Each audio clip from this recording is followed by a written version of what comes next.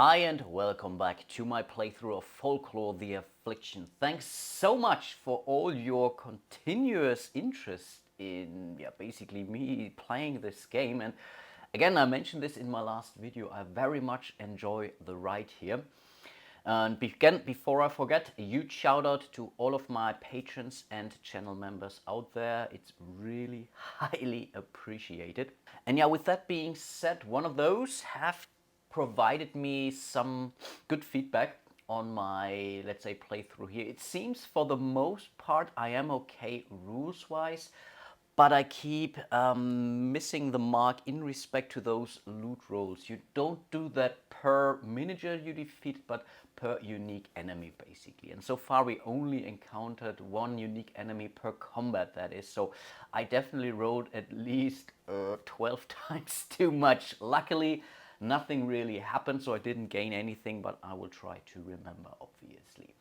On we go, I would say. Last time we made it into the darkness, but we have to deal with our next story skill check, which is a nerf 4 for all of the characters. So let's quickly do that before we read on. We will start with the Arcanist, who should be still the starting player, or the leader, that is. She has a +1 on her nerf, so that's a 3+1, just good enough. So good that we have it. And I also just checked her Bloodlust again. She is basically losing speech and faith from this, so I think test-wise we are okay here. Then it's the Exorcist. He doesn't have any bonuses on nerf, and that's also a 4, just made it. And last but not least, it's the Witch Hunter, who has a +2 and also makes it there. So let's see. Enter the dark without letting fear get the better of you. Success. Confidence surges through you. The darkness penalty you receive in the next map is reduced by 2. I do know that you lose some stuff for darkness. I think it's might for your attack, so I think we can reduce that by 2. I think this is what it means. I think it's a 5 or a 10 or both, depends a little bit, and otherwise we could have become spooked. Okay, let's read on. The caves are dark, damp and cold. You trip and stumble trying to find your way in the clear but near blackness. After a few minutes of this waking nightmare, you notice a glow ahead, faintly luminous. Mushrooms provide the only evidence that you have not left the world and stepped into Hades. The passageway is narrow. You become claustrophobic and have to take deep breaths to calm yourself. Suddenly you see movement up ahead, barely noticeable in the dark as figures stealthily close on your position. Okay, we are dealing with a darkness tutorial. Yeah, basically it tells us what we have to deal with. Here is the penalty: -5 on melee and -10 on ranged attack. I think we get the basically a +2 on this, so it's -3 and -8. Still bad enough. A character holding equipped a light source such as a torch, and we got one in fact, which we have given to the Arcanist, Deborah. Exactly. So we can throw it, but yeah, light source for 1 chapter or throne. So it means we can, or she can, ignore the darkness effect. It's one-handed. I also got that confirmation here, so thanks very much for that. Luckily, her stiletto is also one-handed, so she can basically carry both. And I think after that, the torch has been used up, but now she's not suffering from this. She's still carrying those 2 story markers, the red and the blue one. We already used the blue one so far. We have no idea what the red one is for. And yes, we are dealing with our next encounter, which is in the cave tunnels here. So I will set that one up before. Let's look at the primary goals real quick, so I don't need to go back and forth. Defeat. So apparently we are dealing with some Night Stalkers. See the encounter dialog box. Everything it says encounter 2 Night Stalkers. The map is in darkness. Yes, we already know that. Again, Deborah can completely ignore that. If there are no foes on the map and you are ready to move on, skip to the changer on page 9. So basically the next thing that we have to do. But we also have some optional goals. Investigate all search tokens. Then there is some rebel on the map, which we might get to remove. There's no test, but we have to use our act, which is basically our attack. And if we do, we are reading on. Yeah, and looking at the map, here's the rubble. It says spawn 1 and spawn 2. Yes, up here we have 2 more of those search tokens. I'm not 100% sure if I actually want to do that. To open that up. Of course, I'm always the curious guy. Let's see how the combat goes and then make up our mind, right? Yeah, why not? Okay, and here we have the map. We have our starting location down here. It's a very narrow corridor, so we are finally dealing with some line of sight issues. Here we have the two Night Stalkers who could, in theory, transform into a werewolf, but I will have a look at those character cards. Here is the rubble, and here are these two spawn points, and up here we have the two search tokens. And again, depending on how the combat goes, I may not want to go for those optional goals. They could be very cool stuff to find up there, and the story moment could be good. But again, those two spawn points make me nervous. But let's have a quick look at the Night Stalkers. They're definitely much more powerful than our enemies before. They have 22 Vita. They get a +2. So far we always dealt with minuses. They have a relatively high defensive rating of 48. Yeah, that's really not nothing. Stride is 4. They give us 25 lore and 6 coins each. And yeah, basically on a successful hit, if the power die is a 0, basically a 10, they are transformed into werewolf, which means we are replacing that figure and bringing out the werewolf. Good thing is we keep all the damage they had so far. And I think I already messed it up. We are only dealing with 2 Night Stalkers. That's pretty bad as it is already. Quite honestly. Okay then, let's start the fight.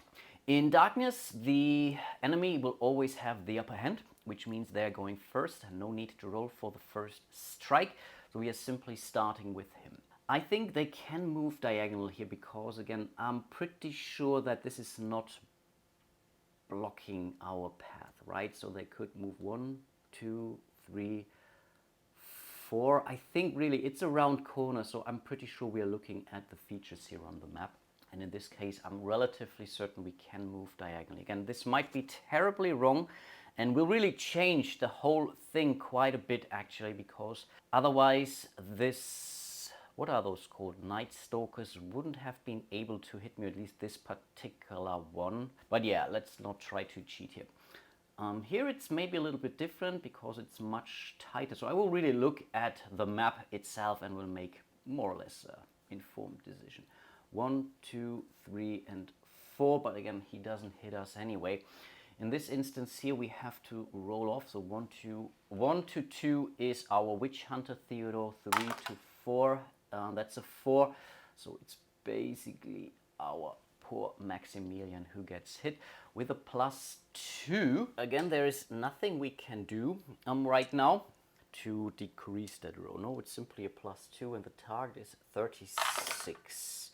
52, 54, yeah, he's definitely getting hit. Our power die is a 2, which I think might be okay-ish. It's a savage attack. You are savagely attacked with long nails. Wow, 1d6 +1 damage. You must be joking. So wow, we will go down like flies here, huh? And that's a 6 in total, which is bringing him down to 6 life points. Now, that was pretty cruel actually. But okay, I think we can still heal somewhat. But whoa, oh boy, that was pretty nasty. He can't attack. Yeah, they're both using melee attack, so that's at least something. So it's pretty much over to us. Again, I should have moved this one over now to the Exorcist, so he will be the starting player, or the leader in this particular encounter. So he can't move out here. He could move away, that's something, but he can't move out. We cannot move through enemies here. And so we simply have to attack, but before we do that, I think he really has to use the Purification, restore 4 Vita. So his power points going down to only a 1, so he can only do that 1 more time, but this will give him 4 more life points, basically back up to 10. Now that's at least something. And then I'm really debating if I should use the Holy Water here again. We would do +2 damages for 4 uses, and I think we have to do that. And we can use those basically anytime we want. So let's bring this one down to 3 into the Aspergillum, which gives him a +5, +9. So he has a +9, but he's losing 5 or losing 3. So it's a +6 in the end. And I think I really have to write this down so that I'm not doing this math all over again. So it's still a +6 for him. The target is a 48. No! that was bad. That was really, really bad. I'm not sure if I have lost the fill here from the holy water. I think I did. I spent it and the game has no memory in that regard. Wow, that was terrible. Okay, then we are moving over to the Witch Hunter. He's using his In the Scope, which pretty much offsets the penalty we get to some extent at least. Again, we only, I think we get a relief of 2 because we passed that nerf test. And on top of this, he's getting +4 might. So he has a +9, -5. 4 + 2, so he's getting 6, basically just like the Exorcist did. So he's using 1 ammunition, and I think there are no penalties, at least in the base game, basic combat, for shooting someone who's adjacent to you. In a lot of these games, you get a penalty if you're shooting someone who's really nearby, but I don't think that's the case in here. So yeah, let's shoot this with a +6. Oh boy, we rolled so well before, and now when it matters, we don't. And yeah, he could, I think that's one thing that we may want to do actually. He has this ability which he can use once per round, reroll a missed ranged attack. So let's do that. So his power points going down as well, but I think this is what we have to use it for actually. So we will reroll that attack. And okay, I saw the one and was, but okay, that's much better. We did hit. Nice. And yeah, I think he's getting, again, we are focusing, so that's definitely something. So we will put a focus token right next to him or targeting him. We will roll 2d4 and get the bigger one.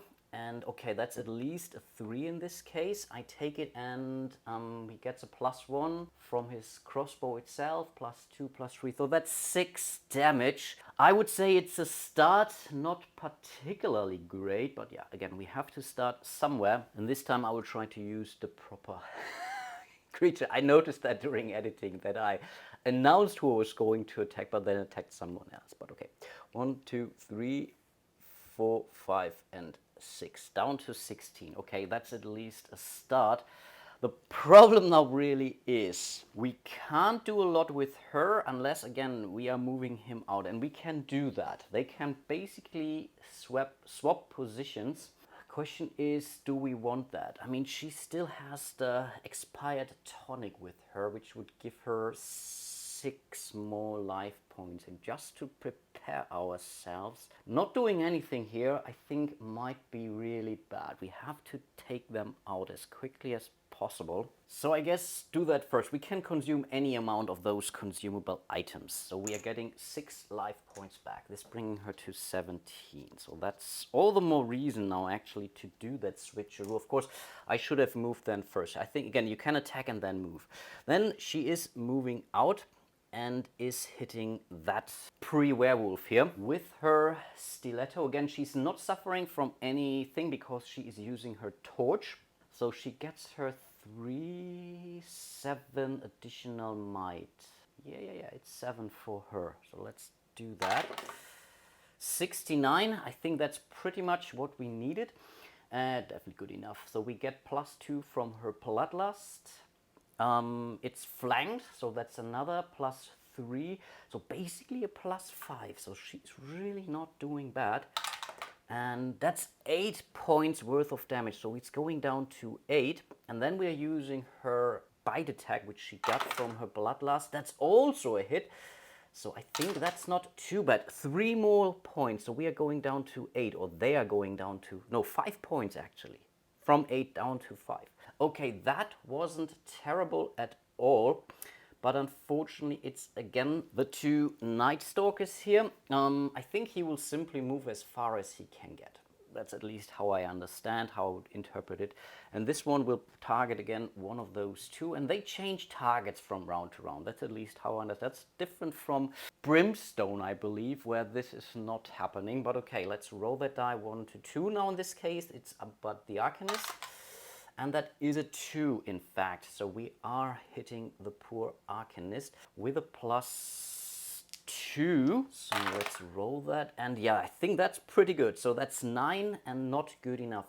This one doesn't have, I think there is a keyword reach or so. But in this case, yeah, we are not reaching anyone here. So that wasn't terrible. Now the thing is, yeah, I think they're in the perfect position now here, because figures do not block line of sight. So again, Witch Hunter goes first, and he can basically, though they're making room here, so they say, hey, I will make you room, and there is no friendly fire of swords. He gets the +1 now because of his focus for his crossbow, so he gets an additional 1. So I think for him, but yeah, he's losing his in the scope now, so he's basically down to a +2, and that only because he focused on that Night Stalker here. So that's at least something, though let's hope for the best. He can still use his, I think, the tracker one, right, which would allow him to reroll, but he's losing 1 ammunition. So let's do that. 46 + 2. Wow! Just enough to make it. Now that was really important, because I do need the power points to basically give us arrows back. So nice. Again, it's the 2 dice here. That's a 4. I take the 4 +1 from his normal weapon, and then so it's basically +3. So yeah, this fella is definitely dead and gone. Nicely done. So far, I think things are okay, I would think. But yeah, let's see about that. We still have 1 more to go. And this is now again the question, can we move out of here or not? Can we move that through? Again, this corner is so well rounded that I do think we can make it past here. The question is, do we want to or not? But up next, it's the Arcanist. So, and yeah, that's the thing. I believe we allowed him to move diagonal. So I think we will do the same for her. The question is 1, 2, 3. I think let's do that. Let's do that. The map is not really entirely clear in respect to its features, but yeah, let's simply do that. Let's attack the Night Stalker here. And the example in the rules basically show you that they're doing this, let's call, line of movement from the center. And I think in this case, if we would follow that logic, then I would, I think, be allowed to do that. No, I think I am okay. So we are hitting with a +7 for her. I think I did that correctly, +4. It's not flanked anymore, but that's only a damage thing. So +4, 7, yeah. 72, that's good enough anyway. And for her, it's +2, +2. It's not flanked, so it's +4 for her. So 6 in total. 1, 2, 3, 4, 5, 6, down to 16. Let's do the bite attack. 61, also good, also good. And that's 4 more damage. Okay, I take that. So down to 12. Cool. And then last but not least, it's the Exorcist. He's moving 1 step further. Again, I would think right now the Witch Hunter is more tanky. He simply has the most life points out there, but that's how player orders definitely does matter in this case. And it works okay. Not complaining here. So he moved.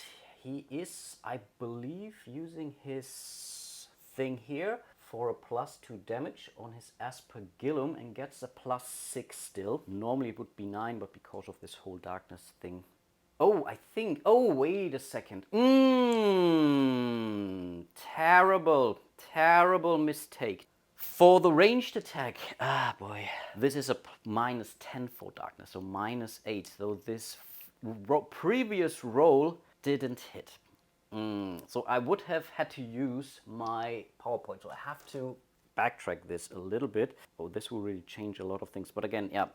So we are basically going down here and we'll basically roll again. The problem is I don't know what I'm doing if he's missing now. But he's not. Okay, 93. Yeah, terribly sorry. Again, so much to keep track of here in this case. But I have to do the math now for him accordingly. And he couldn't carry the torch because his crossbow is a 2-handed weapon, so he cannot shoot his crossbow and carry a torch, obviously. But okay, then let's do the fight now for him, actually, right? In this case, it's really correct. For melee, it's a +6 for him. Yeah, that's also good enough. Amazing. He gets the +2 from the holy water we were using. Yeah, +2, +3 in total. And I think that will not be enough. 7. 7 is going down to 5. Okay. Back to the Night Stalker. Again, I will keep it 1, 2, 3, 4 for whatever reasons. Don't ask me why. I simply feel like it. So let's see who he hits. And that's the 1-2. And I think, again, this was her again. Right? Yeah, 1-2 was her. I really should go from left to right next time. This is also confusing me. So let's roll that die with a +2. And no, 22. Ah, wow. We are so extremely lucky here in these rolls, so far at least. And then it's back to the Witch Hunter. And this time I will not forget to apply the modifiers correctly. He doesn't get any might bonus from his crossbow. It's not focused. And then we have its normal might, so he's basically at a -4. He only has the +4, -8. Normally would be -10, but again, we passed that test, so -4 for him. He is spending his final shot. Yeah, let's do that. And 49 -4 is 45, and no, this time it's not enough. They have a defense of 48, and I think I will not re-roll at this point in time because we still have 2 more out there, and we only need to hit them basically, yeah, maybe twice, but let's hope for the best. So it's back to Deborah using her stiletto again. That's a +7 for her, and yeah, that's certainly good enough. It's flanked now, so we have 3 +5. Yeah, he's dead.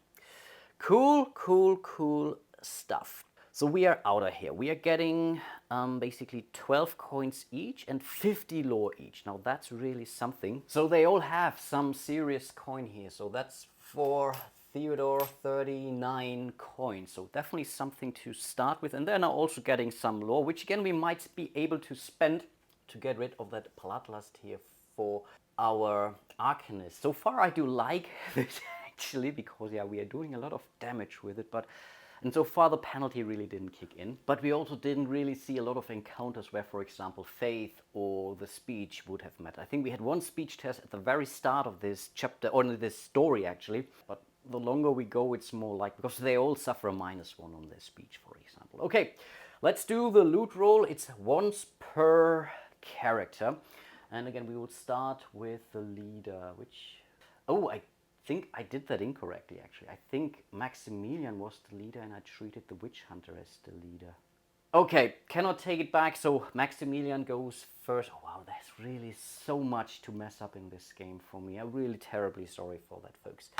So that's a 3, not good enough. Then it's the Witch Hunter, and also not good enough. And last but not least, Deborah. Oh, awfully close, but not good enough. But those Night Stalkers are out of here. And I believe we can decide if we want to go on or not, right? If there are no foes on the mob and you are ready to move on, skip 2. Again, that means skip to the changer on page 9, basically on the same page. So there is still the question if we want to go through the rubble here and take care of those 2 search tokens for another story moment or not. So far, I think we are doing okay, but we are also losing our buffs now. So we have spent our bandages, we started to spend our holy water. The PowerPoint level is now dangerously low actually.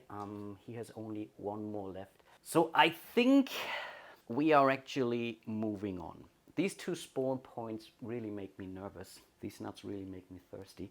And so I guess let's move on. Sorry for that if you would have been interested in seeing that, but I'm chickening out here. And as another excuse, you can then also explore it on your own. But really, I don't feel like going any further in this darkness here. You enter a cavern. Moonlight enters through openings high in the walls and illuminates the chamber. You see a dark figure standing in one of these moonbeams. The side of his face visible where his skin is touched by the light of the moon shifts and bubbles. His features turn from man to snarling wolf, rippling his skin and bones in a most unsettling way. As he turns toward you, he steps out of the moonlight and his face seems perfectly normal. In the back of the cavern you see a man hanging upside down by his feet, surrounded by hooded figures. It's the priest! With a snarl and a leap, the man before you attacks. Okay, if the red story marker is in play, it is actually Autherian the Changer, that's pretty much the boss I guess, will close in on the character possessing it and the ring. Yeah, basically that's the ring. Shouting, "It's mine, my precious, no, that stone, give it to me." You also notice that what you thought was a pearl setting in the ring is actually a polished stone which glows very faintly, like moonlight. Any attempt to remove the ring fails. Choose your path. The character with the red story marker. I cannot get rid of this damn ring. I'm going to die if this beast gets to me. What am I to do? Choice 1. I will fight, even if it means death. This is what I'm here for. Boy. Or choice 2. I must be rid of the ring at any cost. If I cut it off, I may have a chance. Now that is brutal. This is really a brutal choice for poor Deborah. Boy, that's so cruel. Pretty sure if she cuts her, she will lose some things. Maybe she will even lose some might on this. Otherwise, she's basically being attacked. Honestly, her thing are rituals.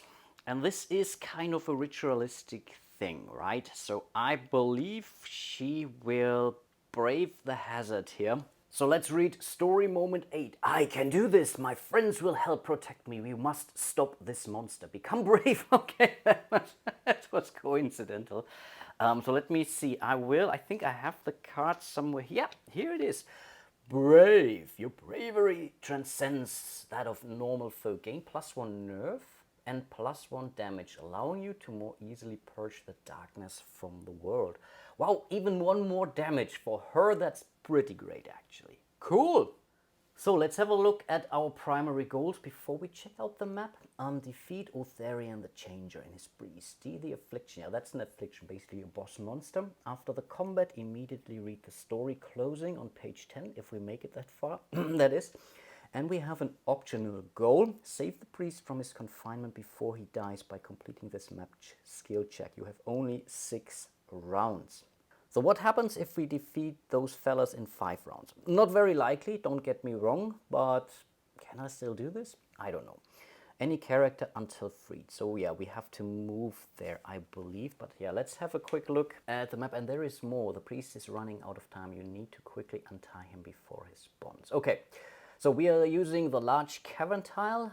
We will start down here. So yeah, let's set up the map. So here we are. I handed over the leader token to the witch hunter. Not that it matters because I keep forgetting who is going first, but I really hope I will remember that. And yeah, here we have Autherian. I think this is miniature came in one of the expansion boxes, that Dark Tale, so I had to look for it actually to find it. That's really weird. So majority of those miniatures are now available. I keep reading about, I think Stefan mentioned it on my last video, that there seems to be a miniature for the Stickman, for the Scarecrow, I don't know. But yeah, here are the Moon Priests. They are ranged, but maybe let's have a quick look at the enemy sheets anyway. So he has 44 Vita.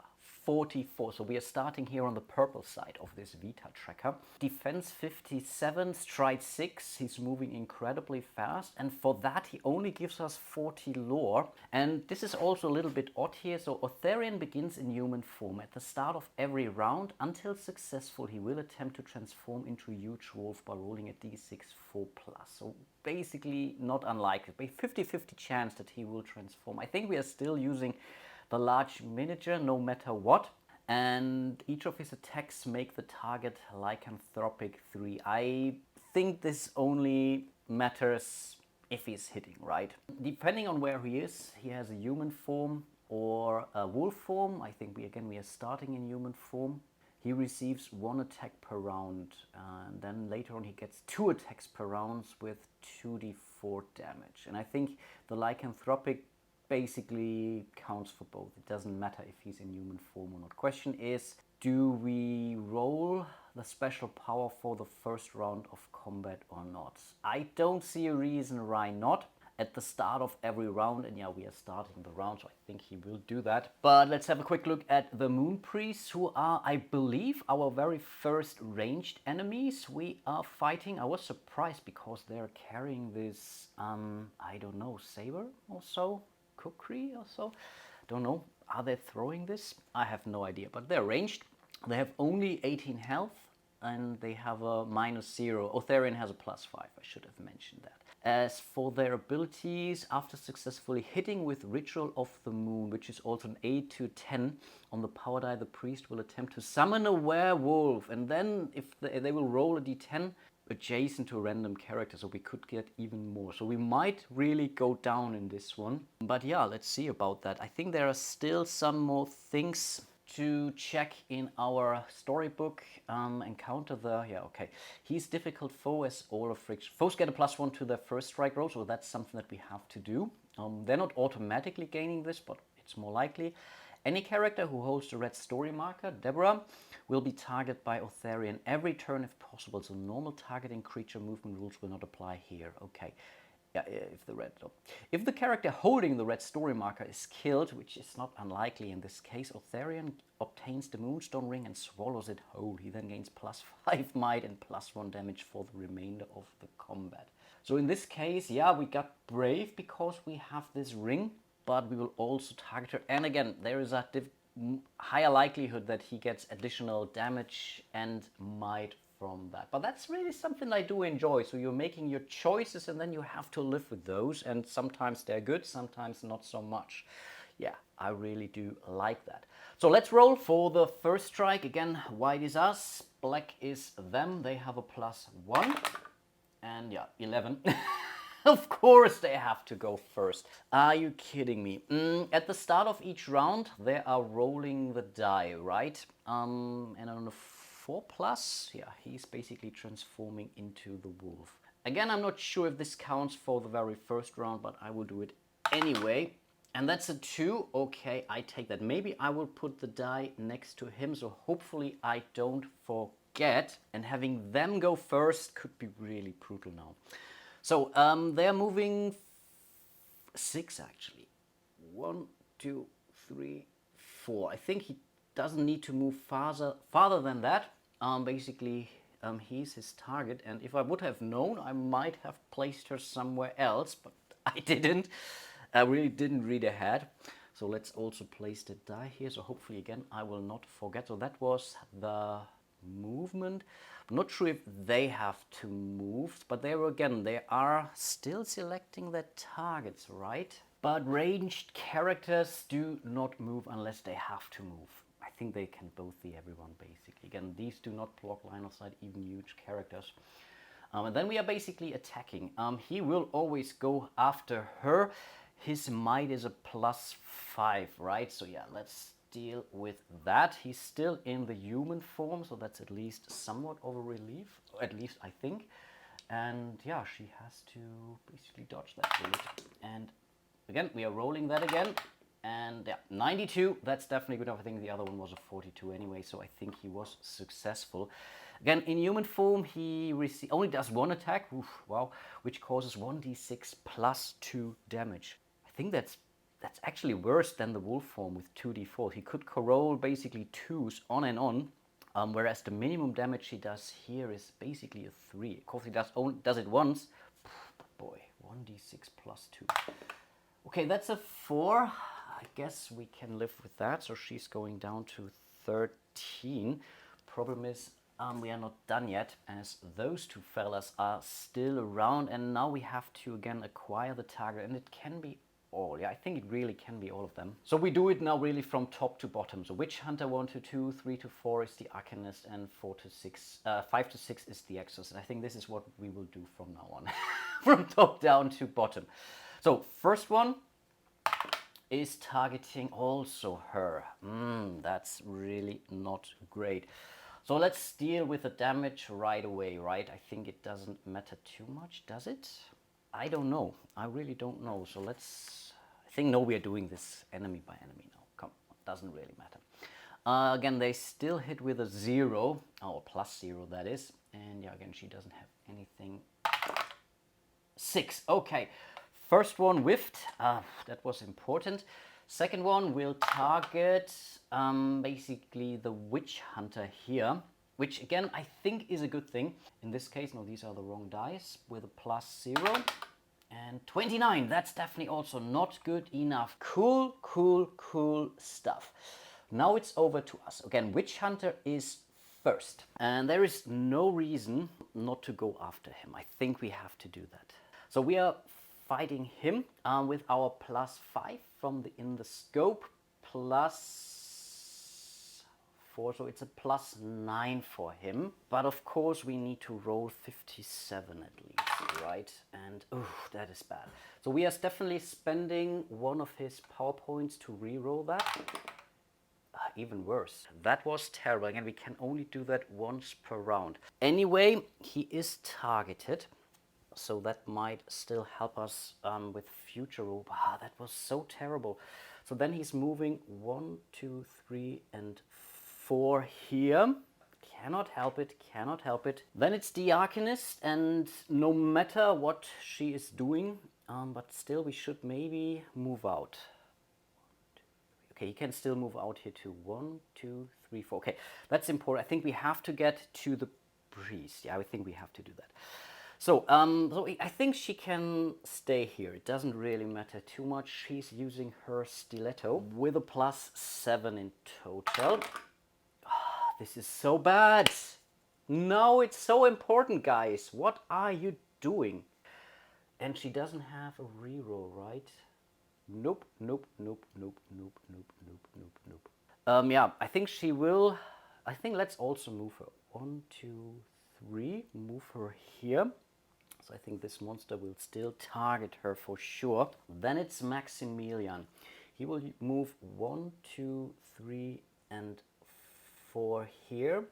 Of course, also target him now with Aspergillum. He will also use his holy water for a +1 damage, at least I hope. And no, it would be actually a +2 in the end, but then we are, yeah, we have to do that. We really have to do that now. His might, +9 for him. Yes, okay, 88 +9, that's certainly good enough. So again, it's the D4 plus his +1 plus his +2, so basically +3. 3 + 3 is 6. So I think that's not terrible. And I believe I will now do the boon here, add D6 to any die roll. So I think that's how it works. I could be wrong. Wow, so that's 9. 9 + 3, 12 points worth of damage on Autherian, bringing him down to 32, right? And I think we have to go back to the other side. So we are finally red with him, and I just noticed something. I forgot the extra attack for her bite attack, and we have to do these things. So we will attack again. Okay, that's not good enough. 13. So that's that. Wow. Question is, are we going to use our purification now already?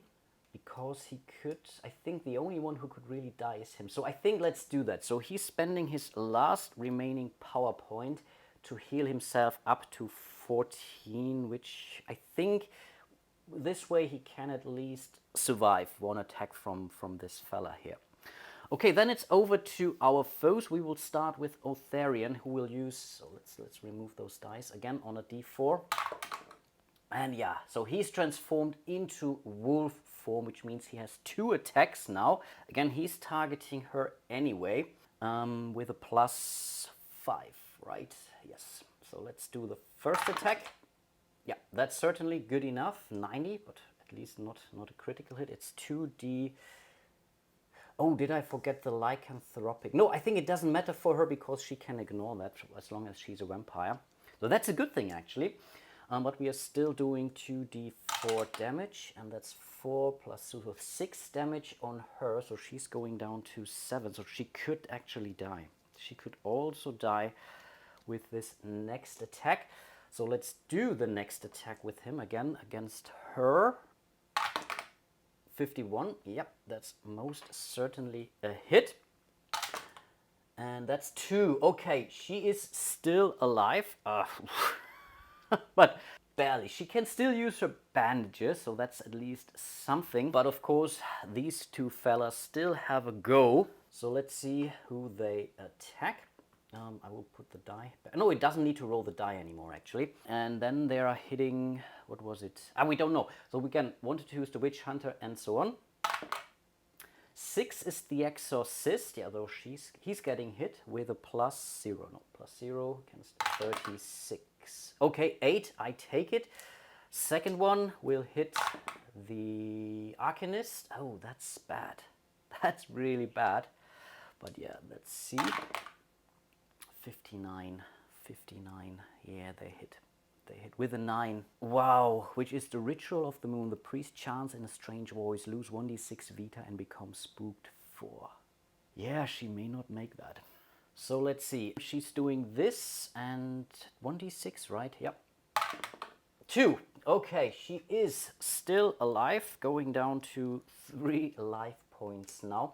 And she has to do a spook test. And I believe spooked is counted by... Let's see, spooked is counted by nerve, exactly, and she gets a +2 on this. So what was this spooked for? No, she's good, she's not getting spooked, but those were all our attacks, so we get rid of this boon here, by the way. Yeah, and then it's basically back to us. The witch hunter goes first. The werewolf, the mighty one, is pretty much... Oh, wait a second, one thing I did forget actually. The special power does kick in when we roll the ritual moon. So we had to roll a d10, and yeah, if they roll a 10 again, they would bring out a new one. Okay, well, dodge that bullet at least. Okay, but still, that was very, very close. But again, back to the witch hunter, and again he will attack the wolf here. His target so gets a +1 from his focus, and I still don't know if those stack.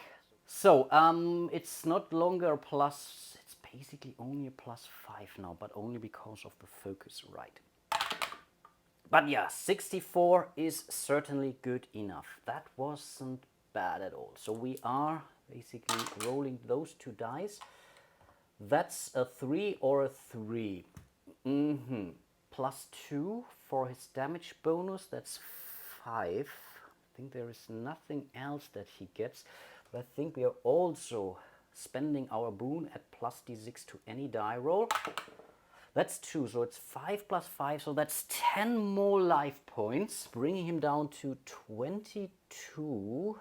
So close, and they're really doing well. If they would have hit, I think we missed 2 attacks during the very first round of combat.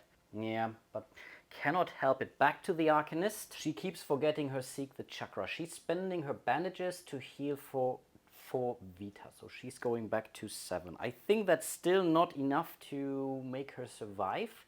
Then again, she's using her stiletto, so she gets a flank 1, so +3, +4 from these bonuses alone, though the Brave, the Bloodlust, and the flank, and I think they do stack, plus the normal defense. So she really has a good amount of damage she's doing. But of course, first she has to hit, right?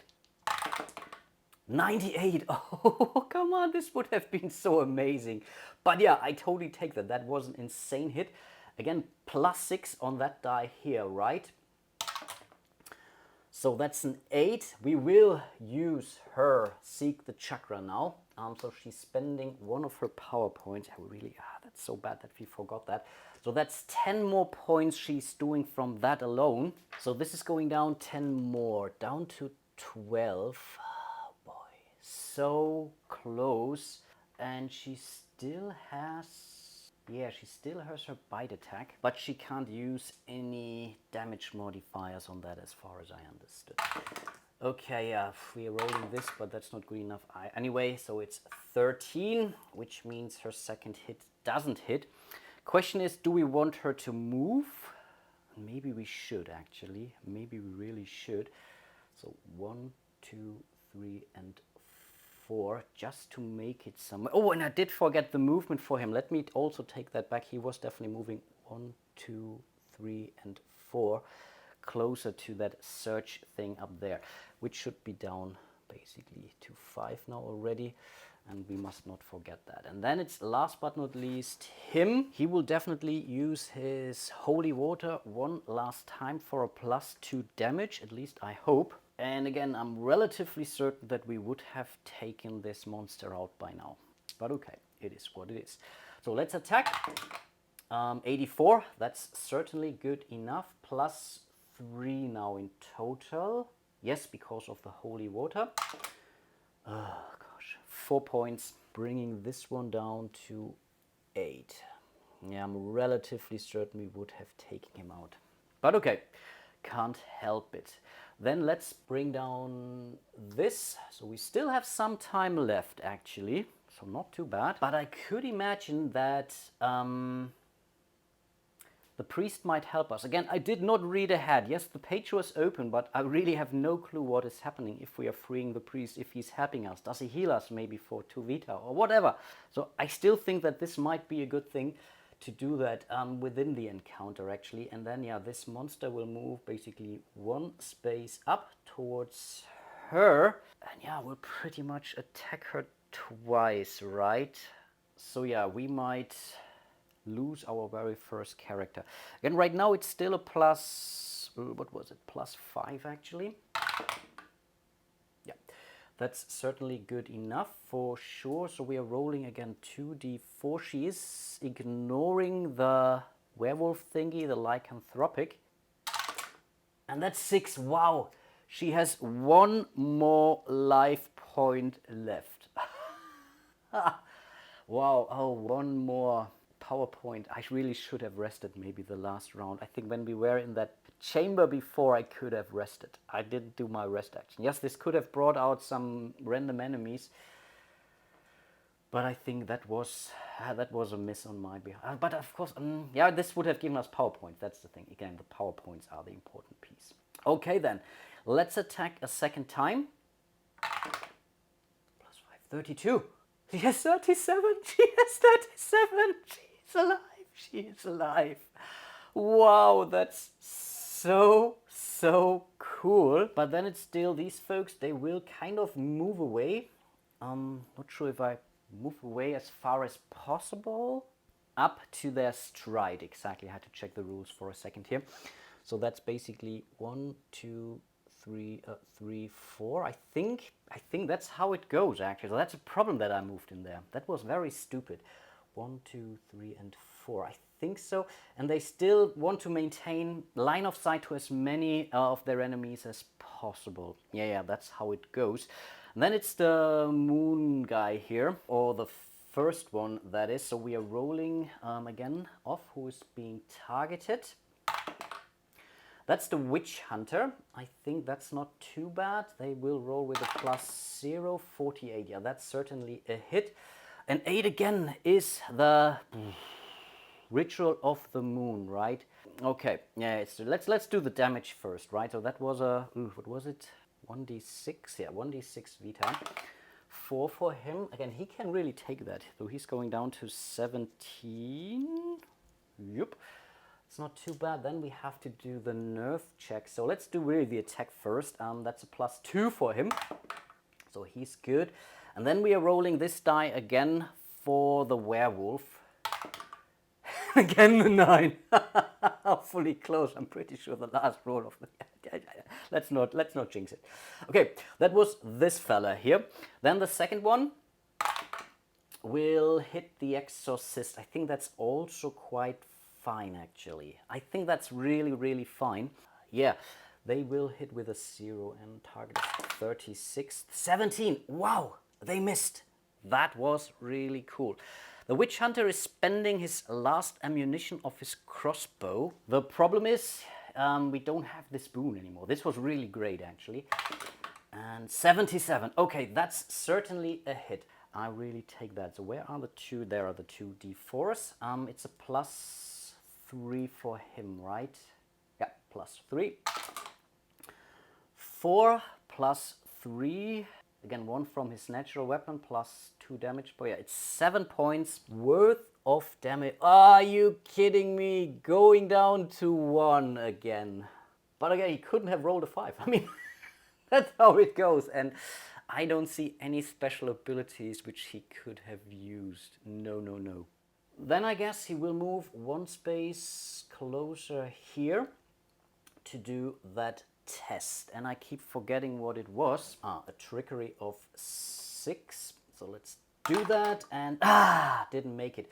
So again, I shouldn't really use that die. I should use the other die to keep the counter here. But yeah, we can continue doing that. Okay, that was him. And really, I do enjoy this map-based combat too. I like the skirmishes, but these are also quite fun actually. Over to the Arcanist. Unfortunately, she can't heal. And yeah, if she dies, she's not transformed into... I keep forgetting that. For whatever reason, I thought, okay, yeah, she's transforming into ghost, everything is fine. No, she's a vampire then, which we also have to fight. But yeah, it's her anyway, right? And yeah, maybe I should have moved him down instead, but now I rolled a die. I should have moved down and traded the bandages to her. That's something I can do at the end of my turn, actually. Oh, that was really, really stupid. But yeah, I rolled a die. Again, I will not take it back. Okay, yeah, he's flanked and whatnot, but this all doesn't matter because she has enough damage as it is. The only question now I'm thinking about is, should I use the time stop? What was it? The ritual, which would be her act for this round. She needs to roll an 9, basically a 7, because she has a +2 on that. But this would then take out the other folks, right? In the combat, lose their next turn. But then he really needs to hit them. But I do think this is worth it, actually. So yeah, we are doing the time stop here. And again, hoping for a 7 on the skill check. Yes, a 9! Awesome. Okay, so these folks will simply lay down. But again, this was her action for the round, so she's not attacking. She can still move. And again, there's no reason why she shouldn't do that. 1, 2, and 3, and even 4 here, closer to that fellow up there. And again, we are hoping for a 6, right? Trickery. Oh, 1. Okay, that was really not great. But yeah, that's basically that. And then it's the Exorcist, basically with his most important die roll of the whole story so far. So that's a +7 for him. No, +9 actually. A +9 and 98. Oh, wow. Okay, this guy is dead.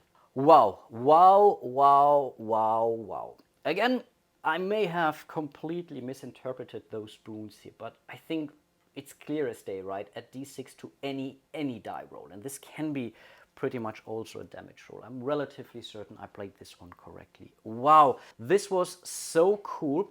Question now really is, I think we have to move now closer to them, right? 1, 2, 3, and 4, so that we can then later on take them out. It's their turn, which means they are simply only standing up.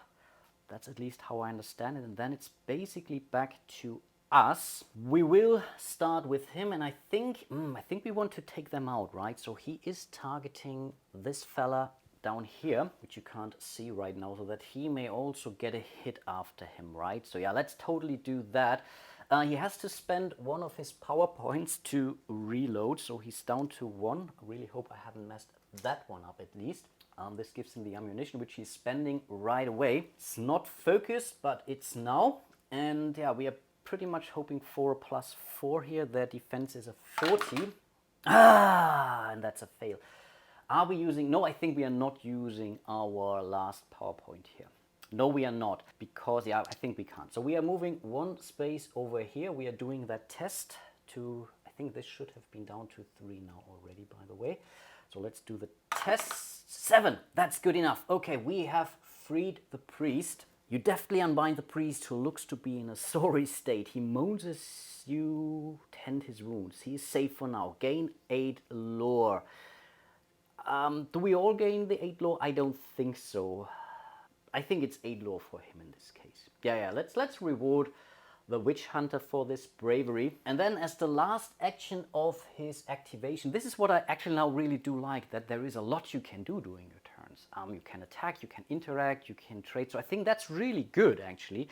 I was confused and unsure how this would work, but I actually do think that's working out pretty well. So we are handing over those bandages to the Arcanist so she can heal. And it's also her turn, so she will immediately use those bandages to recover 4 Vita. So she's going back up to 5. So important. But the problem now really is we are not making it somewhere. So I think we are moving 1, 2, 3, 4 spaces towards this fella just to prep ourselves. I think that's what we have to do.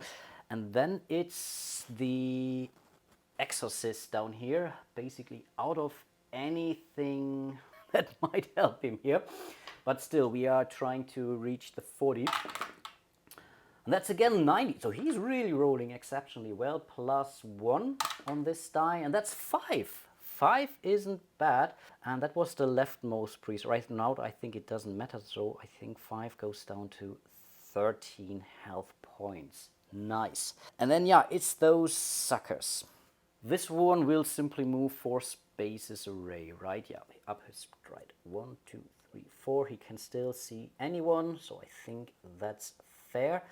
And then we have to roll who he is attacking with. Again, yeah, we're taking the normal roll.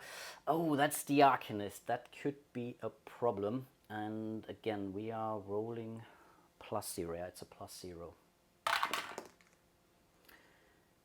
83, which might be okay. Dark moonlight. Moonbeams erupt from the priest's eyes, striking you true. Lose 4 vita. Okay, good that she heals. So she's basically down to her 1 vita, but we are not done yet, as we still have a second one, and he's hitting the Exorcist, which I believe might be okay. +0, 59, yeah, that's certainly a hit. Oh, 9! Okay, that's again the Ritual of the Moon. So first of all, let's see how much damage it does, and that's a 5. Okay, 5 does hurt, so he's going down to 9 vita. Still, he's very much alive. Then we have to do the nerve check, right? Spooked 4. 7, no, he's good. And then we have to roll for the werewolf. And a 7, okay, not a 9 this time. So that was, I think, okay. They are very successful in hitting us, actually. So that's something I really do not like. He is spending his very last ability point, actually. Yeah, or a power point. Nothing we can do. 1, 2, 3. I think moving him here into the middle of the room. Then he's rolling for a...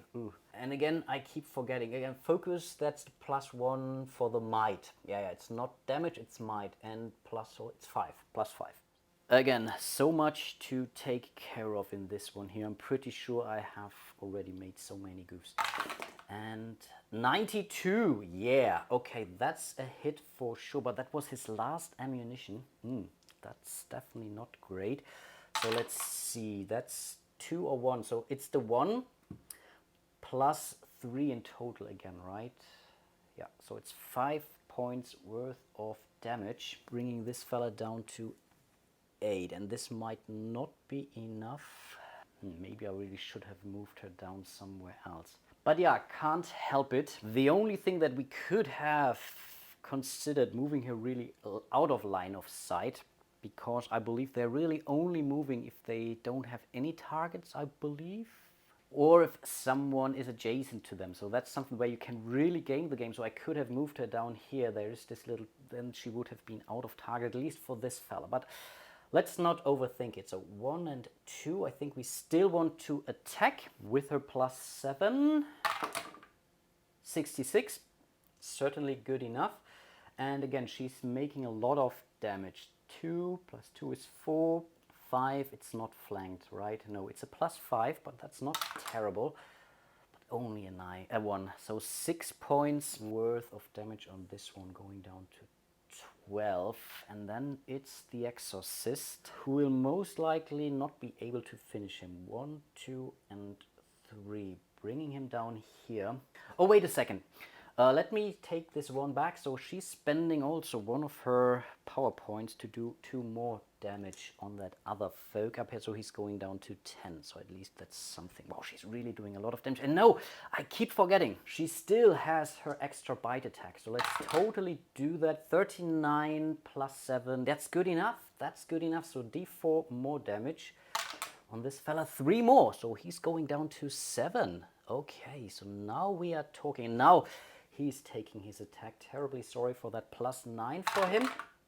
60. Yep, that's good enough. +1. Unfortunately, only that's 3 more points. So he's going down to a 5.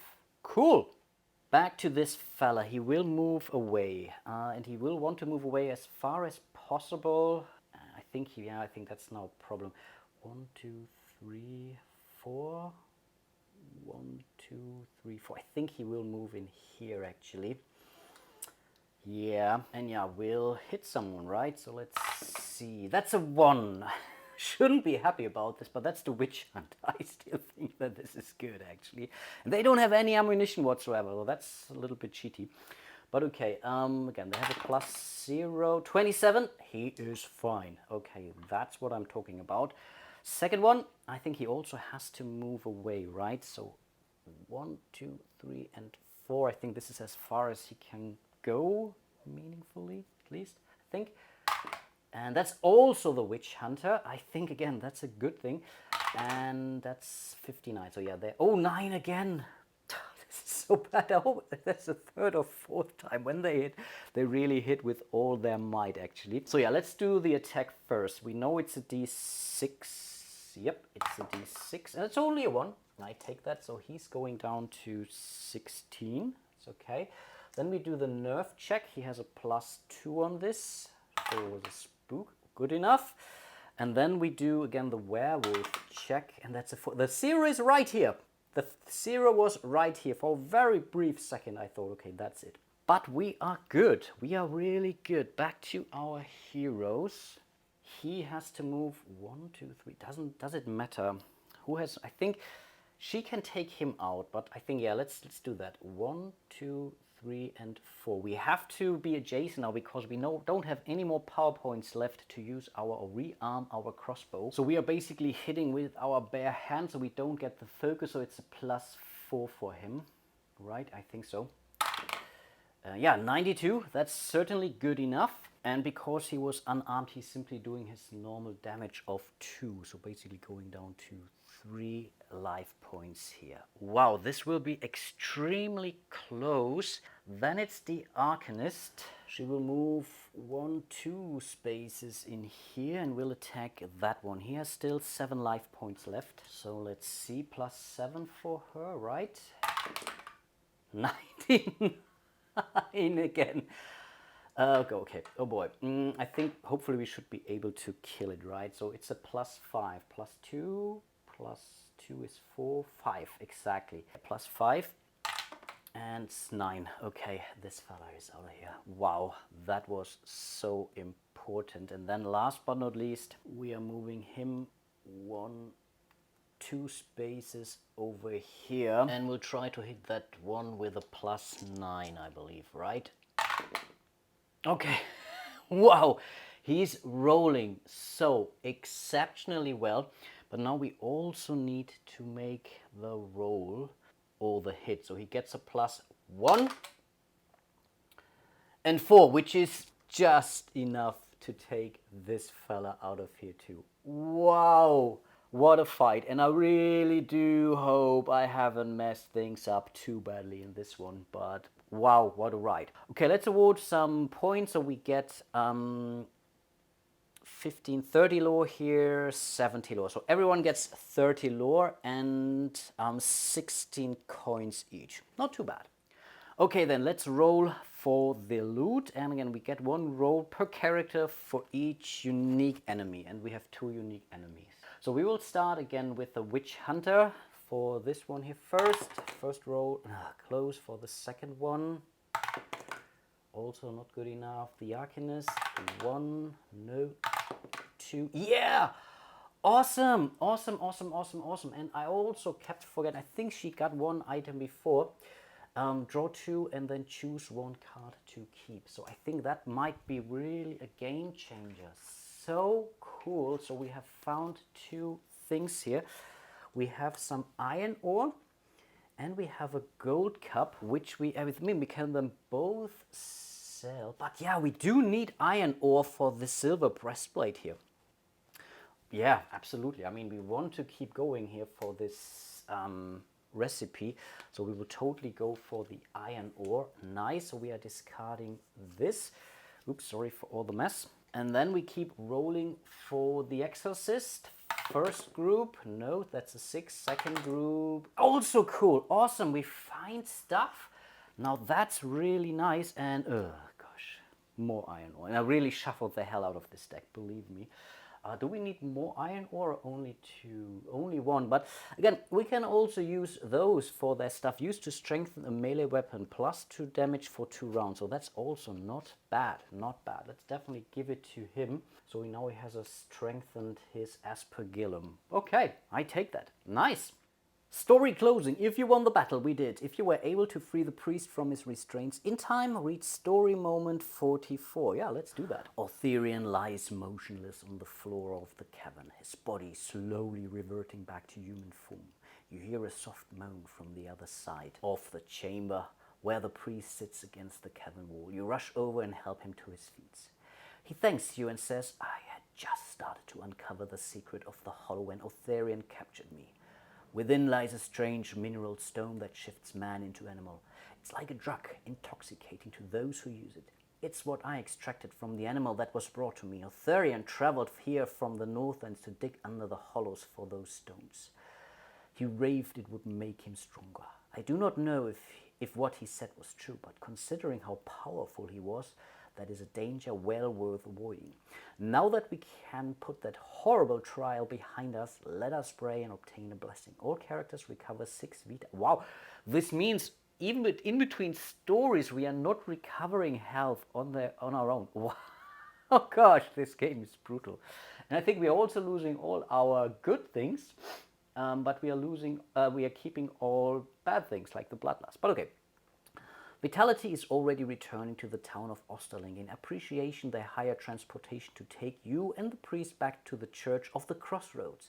The priest warns you to be on guard, for he feels that this event was just a prelude for things to come. But let's see, if a character has the red story marker and has not been killed or had his finger removed, they receive the Ring of Moonlight artifact. Okay, there is a deck of artifacts. Let me look at that in a second. Place the group marker on the Church of the Crossroads. If any character has earned an ability point by collecting lore, they may use it to learn a new abilities. Yeah, okay, that's something I need to check now. As we all have at least 100, I think the Exorcist Maximilian is close to 200 already. Yeah, this would gain us an ability point. Okay, that's the ability point which we could use, which we gain automatically with 200. But we are not quite there yet. Ooh, okay, interesting. So we could gain +1 to anyone's skill and +2 max speed. And I think this is the same for all the 100 level of lore. Again, I'm not sure if I failed miserably not making it to 200 already. I don't know. I really need to check the lore rules now a little bit more in detail when I can do that. Can I do that everywhere? But in fact, we cannot use ability points as we haven't gained any. But yeah, that's basically story 1 of Folklore, the Affliction.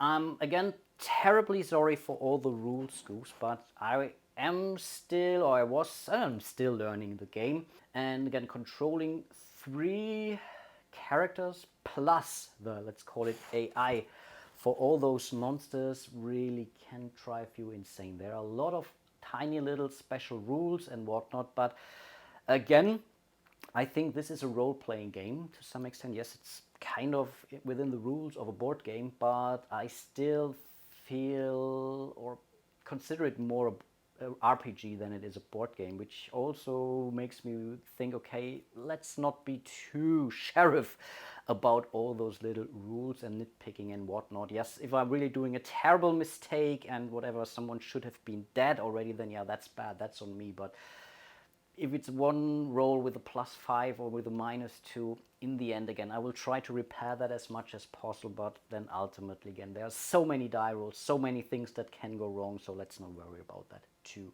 much.